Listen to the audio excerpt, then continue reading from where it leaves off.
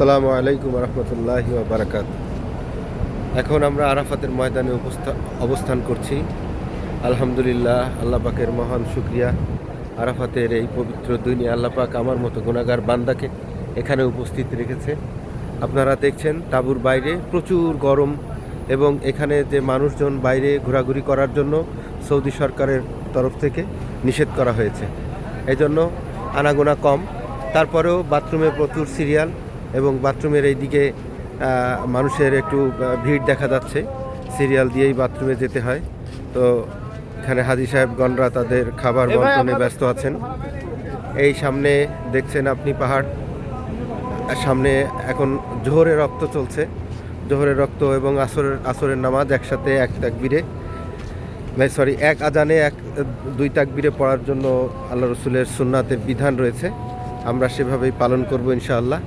সামনে আপনি পাহাড় দেখতে পাচ্ছেন, আল্লাহ পাকের রহমত। এই যে আজকে যে বাইরের তাপমাত্রা প্রায় 42 ডিগ্রি সেন্টিগ্রেড তাপমাত্রা রয়েছে, তার ভিতরেও হাজী সাহেবগণ আল্লাহর রহমত রয়েছে বলেই বিধায় তারা আজকে এখানে অবস্থান করতে পারছে। আমি প্রথম আমার হজ করেছি 2015 সালে। সেখান থেকে 15 সালে যখন এসেছি তখন এই ধরনের সুন্দর ব্যবস্থাপনা ছিল না। প্রচণ্ড গরমে তখন প্রায় 50 ডিগ্রি তাপমাত্রার ভিতরে আমরা এখানে আরাফাতের দিন অবস্থান করেছি, যেখানে ছিল না এসি, শুধুমাত্র পাতলা একটি সামিয়ানার মতো ছিল, যা দিয়ে কোনো রকম রোদটা ঠেকানো যায়। কিন্তু প্রচণ্ড গরমে সেই কষ্ট করেছি। কিন্তু আজকে যে ইবাদত বন্দেগী আমরা করছি, এইটার আল্লাহর রহমত। আর এখন যে সিচুয়েশান, আবহাওয়ার যে অবস্থা, সে অবস্থার কারণে আসলে এটা করাটা একটু কঠিন। এবং সেই সময় আমরা কিভাবে করেছি জানি না, কিন্তু এখন মনে হয় এটা সম্ভব ছিল না। অনেক মানুষই অসুস্থ হয়ে পড়তো। তো এবার মাশাআল্লাহ আলহামদুলিল্লাহ মানুষ তেমন একটা অসুস্থতার কথা শুনি নাই। তো এখানে যে বিষয়গুলো দেখছেন আপনারা, বিভিন্ন জায়গায় হাজী সাহেবরা বিক্ষিপ্তভাবে চলাচল করছে, যদিও নিষেধাজ্ঞা আছে, তারপরেও তারা চলাচল করছে।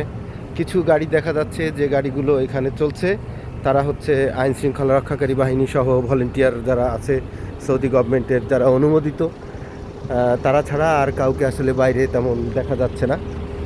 এই সামনে বাস স্ট্যান্ড রয়েছে, আমরা এখান থেকে রাতে মুজদালিফার উদ্দেশ্যে রওনা দেবো ইনশাআল্লাহ। আর এখানে আপনারা দেখতে পাচ্ছেন বাংলাদেশ সহ বিভিন্ন মিশনের বিভিন্ন দেশের লোকজন আশেপাশের তাঁবুগুলোতে অবস্থান করছেন।